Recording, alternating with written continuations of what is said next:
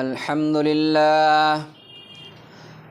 আমরা যখন ঘর থেকে বার হয়ে কোথায় যাব, তো ঘর থেকে বার হওয়ার সময় একটা দোয়া পড়ে তাই বার হব।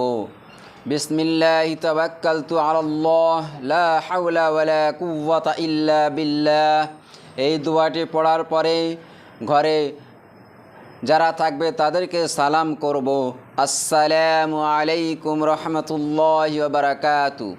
তো এই দোয়াটি বার হওয়ার সময় পড়লে কি হবে, অর্থাৎ এই দোয়াটি ঘর থেকে বার হওয়ার সময় এই দোয়াটি পড়ে ঘরওয়ালীদেরকে সবাইকে সালাম করে বার হওয়া। তো যে ব্যক্তি ঘর থেকে বেরিয়ে উক্ত দোয়াটি পড়বে তাকে গায়েবীভাবে বলা হবে যে তোমার কামনা পূর্ণ হবে এবং তুমি বিপদমুক্ত থাকবে।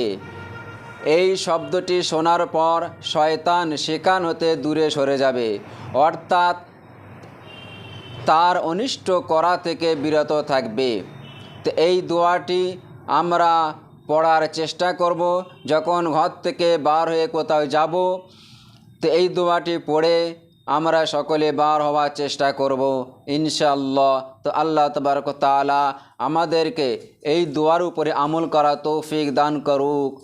আমিন সুম্মা আমিন।